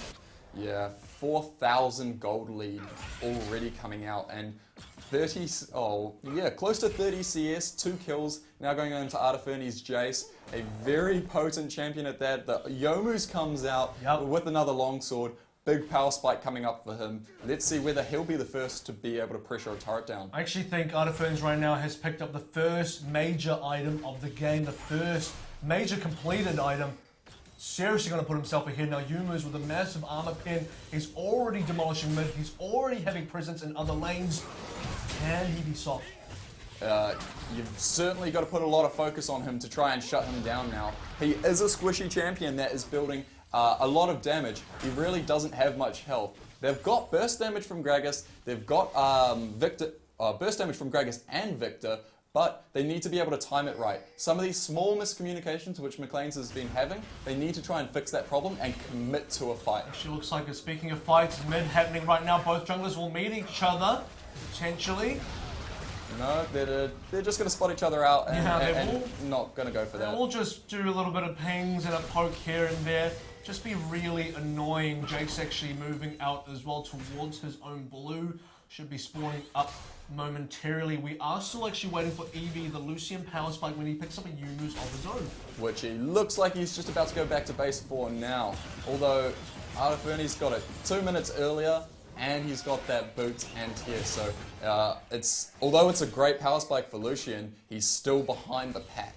He's behind the pack, but it may just be enough to push him ahead in the bot lane though, because picking up the Yumu's going up against Israel, while Israel is still working on a Triforce. So actually, I think he's working on the Iceborne again. He's still got a tier, so potentially having the Yumu's there will put him slightly in favour in the bot lane. And that Iceborne is really going to be crucial to how they work this composition. As I was saying before, it's so hard to be able to get on the Israel and Jace through Maokai, Rek'Sai and Janna. They're not going to be able to do it if you're slowed by an Iceborne proc. He's just going to slow them down. Oh, you're seeing a trade go into top though. It's just a small one. These tanks aren't going to do anything. But, as I was saying, the Jace is going to be able to hit his Shock Blast combo so much easier if someone is slowed down to that amount. Yeah, they're going to need a lot of work here. Macleans College, this is very similar to what we saw last game, though the mid-engage in particular. This time, though, it doesn't put Zai behind. It does still, however, put Master Yi wrong behind. Bot lane, though, it's not as bad as last time. You didn't give Naive a double kill. In fact, the opposite happened. You actually took down Naive. So maybe a slightly better early game for Macleans. Yeah. Slightly. Yes, and it happened in the same sort of fashion where it was just such close trades, but these minor mechanical misplays, and that happens under pressure. It's a grand final. You've been playing the last 2 days constantly. You're now in a live scenario in the premier eSports facility of New Zealand, playing in front of so many people. These are the small mistakes which you just can't make. Artiferny's at least has leadership, and he's played on the stage before, and I think it's coming out with his shot calling. I believe he was the shot caller of the team. He's leading them well. Macleans need to just focus, reset, try and get rid of those nerves and focus on the small mistakes that they're making, eliminate them, and just commit to each of these calls. So Macleans right now, they're 1 for 5, picking up only 1 kill so far. They've lost a Drake. Turrets are still up though. They have that going for them. They do have 1 kill on Naive. They've got that going for them. What else can they do now? What else have they got going? How can they take this game back in their favour? Power and numbers. They have a lot of potential to actually kill the squad of Auckland Grammar before they do that form up. As soon as you've got a 5-man unit where you've got the front line, you've got the Janna and the disengage and the poke all coming through at the same time, that's where Auckland Grammar's strength is going to come from.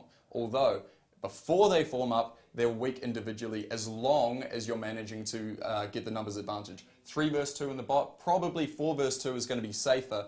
Though Auckland Grammar's response has been so onto it. Time those teleports, try and get that vision control, and just force those kills if it's the right opportunity, because if you don't, it's going to be a very hard situation later in the game to form up. Elliptic has also been extremely active around the map. He certainly contributed to the majority of the kills had by Auckland Grammar, specifically in the mid, but also in that bot engagement as well. We saw the knockups happen. We saw really good teleports coming in from both teams, but Master Yi was missing there. It ended up being somewhat of a 5v4, which then gave them the Drake.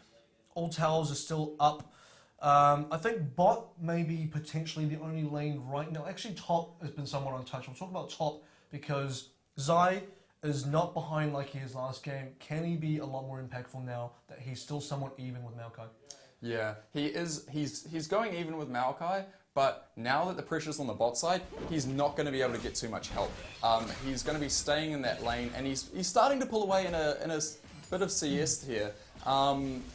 Once the Triforce is completed, that's when he's going to be able to punish. There's no armor going onto the Maokai, so we actually could see him be able to pull something out here. You see Artiferny from the backside though. Let's just give it a moment because Lammy takes the first chunk from the shockwave. It's a decent amount of poke, but when they're full health and there's no real kill pressure, it's just him saying hello and essentially throwing something out to remind you how strong he is. I exist in this game. By the way, that gave Master Yi a little bit of time to get the CS back up. Iku's still in the bot lane. That was about a fifth of Braum's health just there. Let's just see how that ramps up during the game. Just note 1/5 of Braum's health now. Yeah. Later on, that's going to be a significant amount more coming out of a Jace. Yeah, and that's from the Yumu's, the significant armor pin there as well. So still 3 lane, 3 champions in the bot lane. Elliptic say, okay, Iku's seriously not leaving, so I'm going to come down and join him. Master Yi Rong even came for a little bit of a trip as well. We didn't see him rotate last time, we do see him rotate this time. Oh, that was a nice shock blast, right to the back.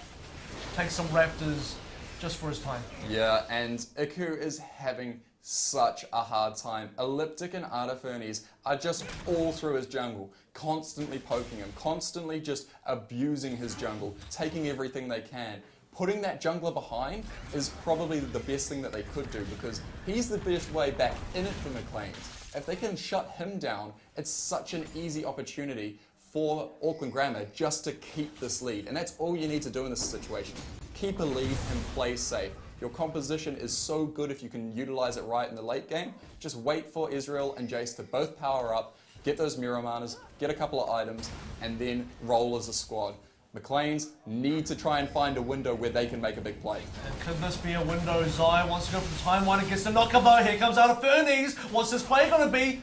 Zai wants to immediately disengage from this situation with a shock blast and so much damage, and that's Artifernes picking up Zai finally. We said Zai was going even, not so much anymore though. The bot lane turret though, can it go for Macleans College? They do get the first blood, that will give them some gold to put them back in the game. Yeah, they ended up splitting it between their team though, so it would have been so much better just to give that over to Evie. He needs to get rolling here. He's got the Yomus. If he can get onto that early Black Cleaver, there isn't that much armor on the squad at the moment, but even just a Phage now would really start giving him mobility, be able to stick on players and snowball that a bit better. Take a look at that kill as well. The time when it goes wide, Elliptic wants to go for the engage. He gets the knock up. Artifernes comes in. Zai wants to immediately get out of there. The shock blast does so much damage, and Zai has no further mobility to get him out of this situation. Master Yi Rong this time he cannot do anything to save his teammate. It always seems to be Master Yi Rong who wants to come in, but it's just a little bit too late. We say that he had no more mobility there, but he had his ultimate up. He could have gone back. He had a flash up as well. If he managed to respect that Jace's damage just that little bit more, right, he could have ulted back, maybe flashed and escaped over a different wall with waiting on the cooldown of his E to come up. So just not quite respecting the amount of damage output that Jace can do when he is this far ahead, and that's just given him another window to go even further. Speaking of windows though, there goes the Glacial Official. Maximum has to pop the Monsoon. Channel ended early. Can this be a pickup? Evie does get that kill. That's important. He needs something to put himself back again. Top lane's getting chunked out as well though. Elliptic coming in. Oh, gets blocked out by Iku, but still manages to get the knockup. Evie down. Lammy to follow suit. Elliptic wants Iku now. There's Artifernes coming in for the clean up. Master Yi Rong finally gets in there. Gravity Field does catch Elliptic, but it won't be enough. Naive picks up the double, and Artifernes gets out with just a speck of life. Oh wow, that was the window to come back in. A beautiful play from Evie to get that initial kill, but it was just a bait. Auckland Grammar had already started to respond before that kill even happened. Artifernes is just getting there that much quicker than Master Yi Rong. The rotations around the map are just so crucial for Auckland Grammar's play right now. They are just utilizing it beautifully, and once again we're seeing them go down to the bot lane, recouping the situation down there, which looked bad for them, but now they're able to rotate that into a dragon and probably into either the mid top lane and looking at Rift Herald. Actually that's going down in a second. So they didn't even have to use the teleport from Tie 86. Now, Zai didn't have a teleport. Tie 86 could have teleported if he wanted to, but he didn't even need to. Artifernes just completely cleaning that one up with Elliptic. The patience from Elliptic coming out. The only kill they secured during all of that was Maximu, and they trade 4 of their own players for that. This is very similar to the previous fight that we saw, where once again they traded 4 players only for Naive. This time it's a bit worse because they only take Maximu in response. And once again, just like the previous bot lane engage, AGS Auckland Grammar are rewarded with another Drake. And we saw Ty holding his teleport so well last time, where a massive fight broke out on the bot side, and he held it for about 5 more seconds just to bait Macleans in that much further, meaning he could get the flank and he could go in there. His teleport play has been great this game. Speaking of players, or Artifernes was a little bit more. There's a shockwave coming in, shock blast coming in, doesn't secure anything for the time being. Macleans may have picked up the first blood turret kill, but 3 turrets now in the favour of Auckland Grammar Schools. All of the outer turrets in every single lane have been taken out. And knowing he has that teleport advantage over Zai, that's going to be up in a couple of minutes for him. But Ty going down the bot side. Oh, Zai losing to the jungler in trades at the moment. It's not a good sign for him. He's got the Triforce now, but he's still very squishy. The positioning here now, Zai actually leaves, and that could be a mistake because the fight could break out, and Zai does not have a teleport to get in here to help. Look at the siege composition. We talked about the siege potential of Auckland Grammar School, and look at the health of Ames. He does get a down. He wants to go for the glacial fissure. It doesn't really catch him. It will cost him his life, and now I don't believe they even have the ability to defend this turret. Yeah, they had the 5v4. It's now a 4v4. But look how much they've managed to poke them down. The teleport's coming in from Ty, and the fight is going in Auckland Grammar's favour. It is going to Auckland Grammar's favour as Marcy Erong does get a trade onto Naive, and he flashes out to safety as well. Oh, just misses the shock blast though. Evie gets himself out of there alive as well. Let's take a look at Zai. He's still alive. He gets caught out. He needs to run for his life. Elliptic wants to give chase. Oh, Elliptic is not giving this one up. The resonance stacks was on 2. Zai just going to make it out of that one time. Wanted to slow down Elliptic's chase. And Auckland Grammar School, they pick up another turret, and the inhibitor will be open very soon. In fact, I believe that was the inhibitor turret. Yes, the inhibitor turret is down. Yep. What I was saying last game, that is probably the hardest thing to do in League of Legends, is break the inhibitor turret. You have to pressure yourself so much harder. Those turrets are so much stronger. Breaking the base is just so core. So let's take a look at what has happened in this fight. It was the first engage coming out from Lammy, who got taken down. There's a teleport. Zai even went in with a chrono break onto 3 players. It wasn't enough. Iku got taken down by Naive, but the shutdown by Master Wrong, that was a beautiful play with the Chaos Storm helping as well. And look at that shock blast only narrowly missing Evie. Yeah, and the way that Auckland Grammar played that allowed Elliptic to... Oh, we're just seeing Trey go down to Iku, and he could go down here. Iku, potential to go down there. Winter's Bite does connect, though. Players still want to go in there. He does dash himself away. True Shot gets blocked up by Landy. Great usage of shield. And that's going to keep Macleans College alive for a little bit longer. Yeah. Auckland Grammar can just poke.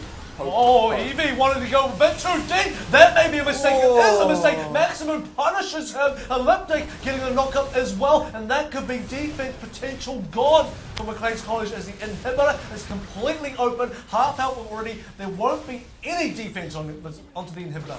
There is no way that Evie could dash into this composition. If he dashes in, he has no way to dodge that shock blast. No way to dodge the poke or disengage. Such a bold move from him there, and it just did not pay off at all. Is there going to be a counter engage though? Because Zai does channel the teleport. He is here now, but it is a 4v5. They were barely winning 5v5, but I don't know if they can take this back. There's a 3v5 land. He does land a Winter's Bite though. Turret trying to keep that alive. Master Wrong now joins the fight. A lot more siege coming out from AGS though. Can they even live through that? Look how much damage that enhanced. Shock Blast Dash. Q wants to go in there first. Elliptic will punish him with a knockdown. Knock up. There's a gravity field. It will catch a few plays. Maximum goes down to Lammy. It's actually looking okay for Macleans at the moment. Yeah, so the damage coming out of Master You Wrong right now is quite significant. But imagine if Gragas managed to use that ultimate. He actually didn't get it off. He E-flashed into the middle of the team, and if he managed to do that isolation, throw people apart, and they could have taken 1 or 2 kills very easily there. Like, look how much damage they can output when they hit that combo. It was just, once again, such a good response where they could just lock him up with CC, and he couldn't actually get that off. Macleans, so close yet so far again. I was actually quite surprised they went for that engage because Artiferns chunked them out so heavily. You saw Zai's HP. If you're an Echo and you know you have to get in deep to be able to do any form of damage, to be able to land your, get a parallel convergence play with a chrono break perhaps, you don't have enough health to do that, you will just die immediately. So I'm surprised they even went for that play. It was also played disadvantage, 4v5. Yeah, if they managed to maybe split the front and back line, just take a couple of small kills, that's their way back in. They didn't need to hard engage the fight and try and essentially win at 5v5. Just try and pull 2 people towards you, push the other people back, and take just a couple of kills. That's what Gragas can do. Yeah, and that's enough time for you to maybe rotate in towards Dragon, set up for that, or just start pressuring the map elsewhere. Get your vision down and try and make those picks, because in the team fight situation, we've seen it's just not working for Macleans the way that it needs to. But if you have a numbers advantage, it is so much easier to just guarantee that you're going to come out of it with something. Well, Macleans do get their numbers back as Eevee respawns on the Lucian. But the inhib is down, the super minions are coming in, and the map once again is opened up for Auckland Grammar School. This time though, Macleans do have 2 turrets in their name. They're doing slightly better objective-wise and slightly better kill-wise. They had more kills in this game than they did last game. The 3rd Drake in the game, now going to AGS again. Elliptic has been an absolute monster this series. He has been all over the map. Look at his kill contribution. 12 out of 14. Such an impressive stat there, over 90%. So that's impressive at players at all levels. But we're seeing an engage go in, and Iku's trying to pick out Naive. Let's see what kind of engagement potential we have here. The teleport's coming in, that's going to be tie 86. Gravity Field setting that one up already. True Shot Barrage being used. Iku's getting really chunked like he will fall. At the same time, Zai also falls, landing now. Caught in the middle, shields up, Bless Official down, but it won't be enough. Double kill for Naive. Can he pick up a triple Master? He wrong, trying to run for his life. Eevee will get out of that one, but it cost them 3 players and it will cost them the Baron as well. Yeah, that Baron is definitely going down, and it is once again quite a significant Baron to be able to push down the rest of their base. They've already got the first inhibitor, but now it's just going to open up the map that much more. It's very hard for Macleans to come back from this. As long as Auckland Grammar stay grouped, it's just going to be too hard now. There's so much tankiness on the Rek'Sai, on the Maokai, but you just can't get to that Israel, and he's able to chase you down if you overextend. This is almost an even better situation for Auckland Grammar School than last game, because last game when they picked up the Baron, they still had all 3 lanes with the turrets, with the inhib turrets and the inhibs up. This time they have the Baron buff, but mid's already cleared. That means they can split themselves between top and bottom, and the mid super minions will be pushing in to pressure the Nexus turrets. So a much more dire position potentially for Macleans College. 13,000 gold, and this is only going to get bigger with these turrets that are about to fall. It is inevitable. You've got so much poker pressure here. The only way that they could really do this is force an engage before Elliptic could get there. 5v4, just take 1 or 2 kills and reset. Buy time, get rid of the Baron buff. And it may be up to Iku to make that happen. Oh, wow, you saw that huge chunk up from the shot blast. Iku getting caught out though. He was far too forward. Naive picks him up. Baron buff still in play. Eevee, no health to engage whatsoever. The turret goes down, not an issue. And the inhibitor to fall shortly after his bot lane as well. Elliptic gonna pick up the solo turret kill, and it is minions all around. The red side AGS completely surround Macleans. They cannot even find a defense here. The Nexus turrets are even falling now. Look at the speed that they're dying.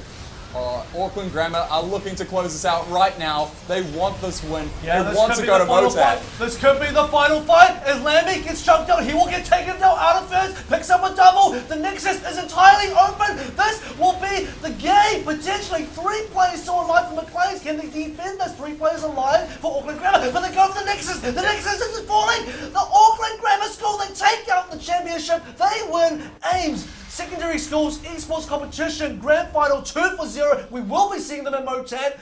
Congratulations. Wow, 48 teams come through. The top 2 are shown right there. But Auckland Grammar with such a dominant final. My God, they just came through so well there. 2 very clean games there. I'm very overwhelmed by how well those players performed and the communication at this level. So good to see secondary schools playing such good League of Legends. Yeah, the amount of skill displayed, not even just from this team, but across the different teams. We saw a lot of teams play, and the amount of skill is just unnatural. You don't even expect the high school students to be this good, but they are seriously this good. Wow, yeah. We see Auckland Grammar has Arda Fernies, but also Zero, who's an OPL player who couldn't actually play in this tournament because he's, obviously contracted to OPL. So It's got so many strong players coming out, but schools is the place to be able to foster this talent. All the young talent that's coming through is some of the top performers in Oceania right now. It's 16, 17, 18-year-olds coming through that are going to be so impressive. And schools tournaments like these are such a great way to be able to see all of the up-and-comers and also get that practice in. Speaking of up-and-comers, we gave a lot of credit to both Evie and Artiferns, but actually Elliptic played out of his mind this entire series. Also, yesterday, the junglers had a lot of impact. We had a lot of superstars. Lol B from Westlake Boys as well pulled out a pentakill, the only pentakill, I believe, of the entire tournament. So, a lot of superstars being developed, and as you said, just great to see from the high school level. I can't wait to see where they're going to go from here. I can't wait to see maybe in months, years' time, you could see a lot of these names, a few of these names playing at OPL level. Like you said, Zero lost, he's already there. He couldn't even play this in this tournament because he's already at OPL level. So the talent is there. I want to see what they can do next. And you put it perfectly when it wasn't just down to Artifernes. His entire team was so good. Ty held all of his teleports so well that as soon as the overextend came from one person, it'd teleport behind and they'd just lock them down and roll the entire fight from there. In the bot lane, Maximu's use of exhaust and how clutch some of his plays were there completely flipped all of the fights there, enabling Naive to get ahead over Eevee, who was obviously the clear carry of Macleans. Just the entire roster of Auckland Grammar, very impressive play, and the synergy in itself was great. But Macleans, I have to say, were so close in some of these trades to being able to pull ahead in those early stages. We saw the ganks in middle, the ganks down bot, could have gone either way. It could have put them ahead, but it just so close in some of those small mechanical errors. So now Auckland Grammar, they will be progressing on. They win this tournament, they win the Ames Secondary Skills eSports competition, but it's not over for them just yet because they will be now invited to the Idea Collective at Motat on the 12th of October to be playing in the pre-match exhibition for the NZGC final against Manurewa High School. It's going to be such a good match as well. Manurewa looks like they've got a strong team. It's going to be interesting to see whether Auckland Grammar is going to be able to step up and take them down there. A great matchup.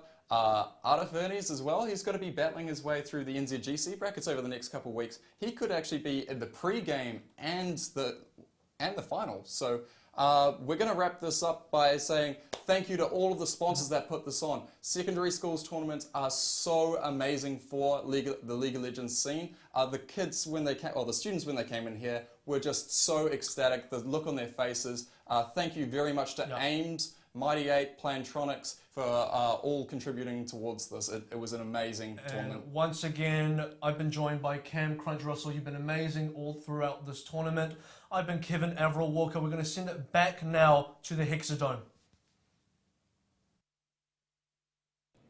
Yeah, well done, gentlemen. Thank you very much for making all the great calls through these two outstanding games. But we do have a winner. Did you enjoy that? Oh, I definitely did. You know, up the line, got to see Grammar win another sport until St. Kitts and Kings can buy some more players. I knew you would like that. I mean, he talked at the top about Auckland Grammar. I know you're an Auckland Grammar boy, but look, they put on a dominant performance. We can't take away from Macleans, though, because, you know, they made it all the way to this final in this competition, and they came up against some very good teams, didn't they? Yeah, and it definitely wasn't easy for them to get here. Coming up against King, who were one of the crowd favourites, and to go against one of the best forces in high school League of Legends, Auckland Grammar, I think that's just a testament to their game.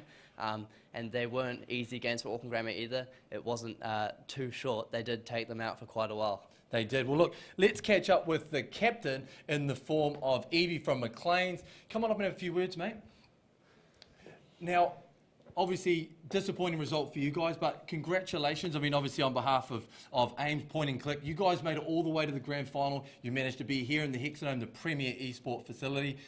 Did you enjoy your time in the competition and also being here in the grand final? Yeah. I mean, the whole tournament was really well organized. It was a great experience. I mean, never experienced anything like this before, and this place is, like, amazing.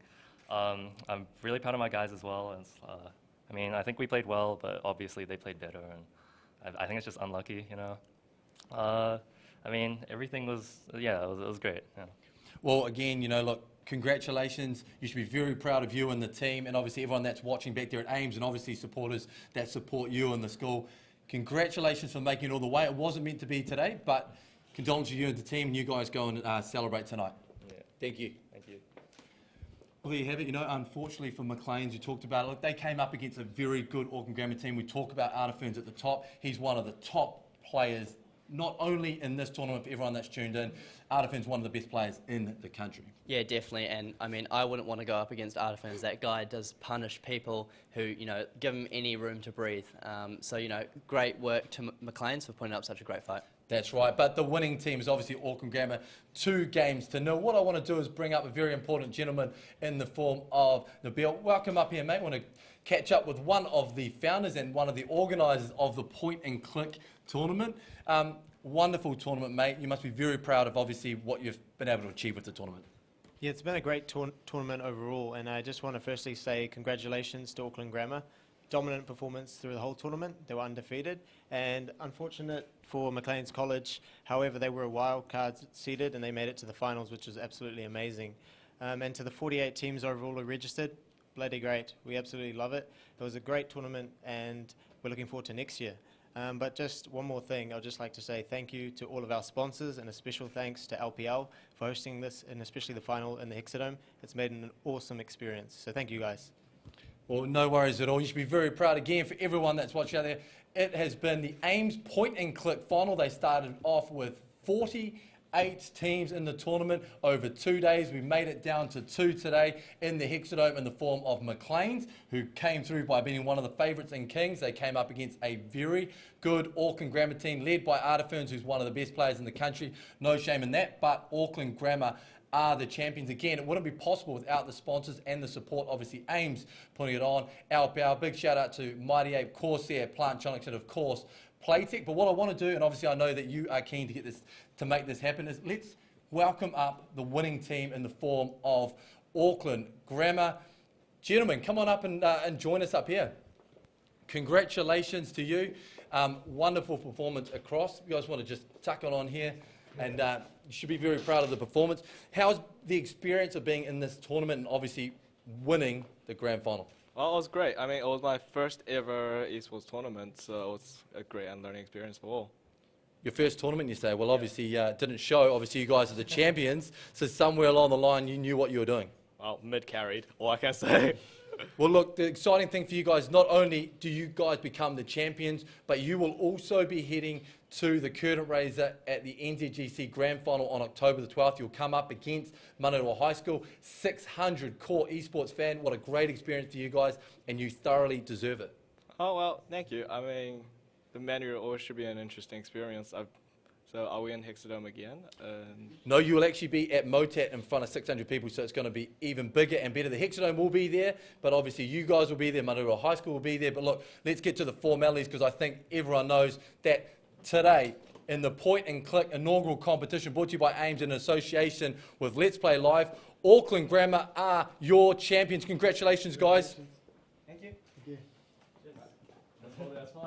And for everyone that has been watching this broadcast, we thank you very much for tuning in. This has been a wonderful experience. So we're signing out on behalf of myself and the casters, Let's Play Live, and on behalf of Ames and all the sponsors. Congratulations to Auckland Grammar, and we will catch you soon.